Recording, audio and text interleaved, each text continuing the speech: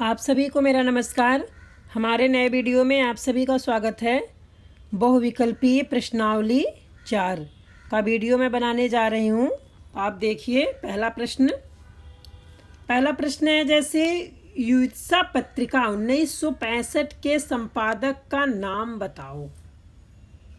ठीक है, तो पहले तो युत्सा के बारे में आप जान लीजिए। जैसे 1965 में युत्सा पत्रिका के संपादक कौन थे? श्री राम सिंह थे। ठीक है, जो सोशल रिसर्चर फाउंडेशन के अनुसार युत्सा पत्रिका जो कि साठोत्तरी हिंदी साहित्य में एक महत्वपूर्ण स्थान रखती थी और 1965 में श्री राम सिंह जी द्वारा ये संपादित की गई थी। यह पत्रिका युत्सावादी कविता से जुड़ी हुई थी जिसके प्रवर्तक सलभ श्री राम सिंह थे और उनके अनुसार युत्सा के माध्यम से साहित्य में एक नए दृष्टिकोण और विचारधारा को बढ़ावा दिया गया है। ठीक है, आप जान ही गए होंगे कि इसके संपादक का नाम क्या है? सलभ श्री राम सिंह। ठीक है, वैसे में ये आपका प्रैक्टिस पेपर है, आपको प्रैक्टिस करना है। जैसे कि पिछले वीडियो में मैंने बताया आप लोगों को, इसका आंसर लास्ट में मिलेगा, आपको अपने आप से ही खुद सॉल्व करना है। ठीक है, तो जैसे दूसरा प्रश्न है लक्ष्मीकांत वर्मा कृत अतुकांत क्या है? अब इसमें क्या प्रश्न है आप बताएंगे। ये तो मैं नहीं बताऊंगी, नहीं तो आप क्या लगाएंगे इसको फिर सही या गलत। अब आगे ऐसे ही तमाम प्रश्न जैसे हिंदी के प्रथम राष्ट्रवादी कवि हैं। ठीक है, अब जैसे आगे है हिंदी की विशाल मंदिर की वीणा पाणी कही जाती है। हिंदी की विशाल मंदिर की वीणा पाणी कही जाती है, तो क्या कही जाती है? ये आप ढूंढिएगा और दिमाग लगा करके इसको आप सॉल्व करिएगा। किसको कही जाती है, किसको नहीं कही जाती है, आप इसको जानिएगा। ठीक है, ऐसे प्रश्न है जैसे तो सभी को पता होगा अबला जीवन हाय तुम्हारी यही कहानी आंचल में है दूध और आंखों में पानी मैथिली षडगुप्त के किस काव्य की पंक्तियां हैं? किस काव्य की पंक्तियां हैं ये आप टिक करिएगा, जिससे आपको लगे कि हाँ आपकी तैयारी भी अच्छी है, या नहीं है तो और जम के तैयारी करना है मुझे। ठीक है, और यहाँ देखिए जैसे हिंदी के प्रथम मनोवैज्ञानिक उपन्यास कौन माने जाते हैं? प्रेमचंद्र की, जैनेन्द्र की, देवकीनंदन खत्री की, यशपाल। अब आप बताएंगे कौन माने जाते हैं। ठीक है, ऐसे ही तमाम बहुविकल्पीय प्रश्न आपके सामने जाएंगे। अब ये है वारकरी संप्रदाय के प्रवर्तक कौन हैं? वारकरी संप्रदाय के प्रवर्तक कौन हैं ये आपको करना है। नामदेव की, ज्ञानदेव की, ज्ञानेश्वर की, नंददास। रामानुज का मूल नाम क्या है? अब इधर हरिबिंदी कहानी संग्रह किसका है? ठीक है, तो ये आपको सब करना है, देख लीजिए। अब जैसे यहाँ देखो एक प्रश्न है मैं महज डिप्टी राष्ट्र कवि हूँ, यह कथन किसका है? यह कथन किसका है? तो ये आपको बताना है यह कथन किसका है।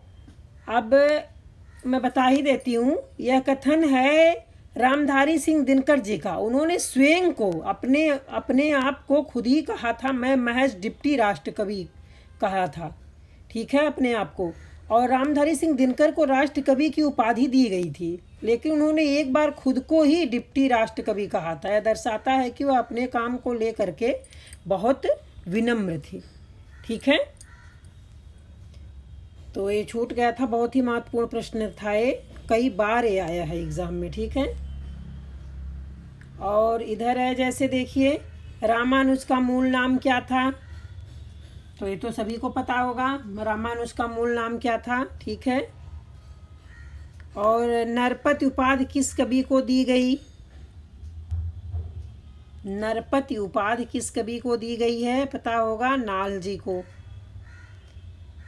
अब इधर देखिए पूछा गया है महाराष्ट्र में भक्ति आंदोलन का बाइबिल किस रचना को माना जाता है? बाइबल किस रचना को माना जाता है? तो ये आप लगाइएगा, इसको प्रैक्टिस करिएगा। ऐसे ही तमाम प्रश्न हैं। अब देखिए आगे है, जैसे है कल्पना एवं इतिहास मिश्रित छिताई वार्ता ग्रंथ किसका है? ठीक। अब इधर है, शुभ सरस देश स्नेह पूरित प्रकट हवे आनंद भरे भारतीयेंदु ने किस पत्रिका के लिए इस सिद्धांत वाक्य की रचना की? ठीक है। तो ऐसे ही आपको बहुत उम्दे सवाल मिलेंगे। ठीक है, ऐसा नहीं है कि ये खिलौना जैसे कोई प्रश्न मैं नहीं लेकर के आई हूँ। बहुत ही अच्छे प्रश्न लाई हूँ जो आपके हर एग्ज़ाम में आएंगे, एक भी सवाल बचना नहीं है। ठीक है। इधर है, जैसे हिंदी के गोल्ड स्मिथ के नाम से प्रसिद्ध कवि कौन से हैं? अंतर्नाद गीत संग्रह किसका है? ठीक है। अब इधर ऐसे ही प्रश्न दिए गए हैं, देखिए, पृथ्वीराज रासो की नायिका निम्न में से कौन है? इसमें से कौन है ये बताना है। ठीक है। अब इधर है, जंगल मंगल निबंध संग्रह किसका है? चिन्मय भारत निबंध संग्रह का लेखक है, कौन है बताना है। ठीक है। अब ये निम्न में से किसे सभ्यता समीक्षक कहा जाता है? किसे सभ्यता समीक्षक कहा जाता है? 69। ठीक है। किसे कहा जाता है? तो नंद किशोर आचार्य जी को कहा जाता है। ठीक है। ऐसे ही प्रश्न है, इधर है, लोना किसकी पत्नी थी? लोना किसकी पत्नी थी? ठीक। तो ये आपको बताना है।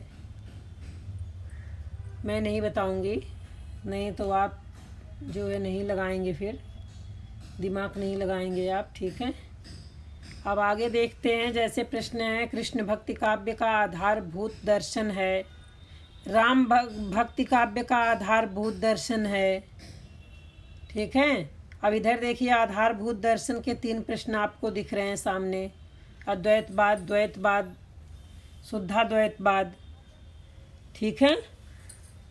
तो ऐसे आपके, अब यहाँ है, कबीर को वाणी का डिक्टेटर किसने कहा? ये भी पता होगा आपको। ठीक। शापग्रस्त कहानी संग्रह किसका है?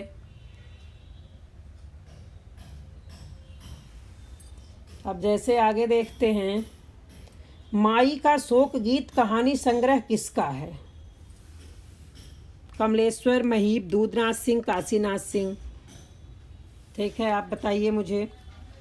और जो समझ में नहीं आएगा आपको कमेंट में मुझे बताइएगा। और मेरा पूरा यही प्रयास है कि आप कम टाइम में, कम समय में आप ज़्यादा से ज़्यादा प्रश्न आपके आंखों के सामने से गुजरे और आपकी तैयारी अच्छी हो। ठीक है। इसलिए मैं वीडियो बहुत ज़्यादा बड़ा नहीं बनाना चाह रही हूँ। छोटे वीडियो में आपको ज़्यादा से ज़्यादा फ़ायदा मिले। ठीक है। अब जैसे इधर है, दृश्य अदृश्य रचना किसकी है? ये नेमचंद्र जैन की है, इंदु जैन की, मैनेजर पांडे की, परमानंद श्रीवास्तव। ठीक है। तो ये आप जान लीजिए, नेमचंद्र जैन की है। ठीक, इन सब की नहीं है। अब हरिया हरक्यूलिस की हैरानी उपन्यास किसने लिखा? ये भी बहुत ही अच्छा प्रश्न है। ठीक है। तो ये मनोहर श्याम जोशी ने लिखा है। ठीक है। अब इधर देखिए प्रश्न है, काला रजिस्टर कहानी किसकी है? मलबे का मालिक कहानी किसकी है? डिप्टी कलेक्टर किसकी कहानी है? ये सब कहानी है, कहानियों के नाम में। उस चिड़िया का नाम उपन्यास का लेखक कौन है? काला जल उपन्यास किसका है? वर्तमान पत्रिका के संपादक कौन है? ठीक है। तो ऐसे ही सब प्रश्न हैं जो आपको सॉल्व करना है। सॉल्व करके इसके जो है आपको ईमानदारी के साथ खुद को नंबर देना है, और जो नहीं समझ में आया है उसको आंसर की से मिला करके उसकी तैयारी करनी है। ठीक है। अब कैद ए हयात नाटक का रचयिता कौन है? मुआवजे नाटक किसका है? यहाँ नाटक आ गया। अब जैसे महात्मा गांधी के चरित्र पर लिखा गया पहला भारतीय उपन्यास कौन सा है? सिपाही की माँ है कि संत सिपाही की, बी शामपुर का संत की, पहला गिरमिटिया। गिरमिटिया है, यहाँ गिरमिटिमा लिखा गया, ठीक है, गिरमिटिया शब्द है, ठीक।